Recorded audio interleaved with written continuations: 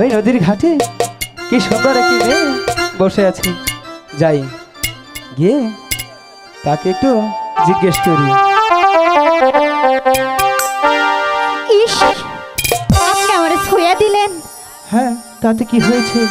আপনি কি জানেন না আমি যে মাইয়া মানুষ, আর মাইয়া মানুষের যে অনেক দোষ।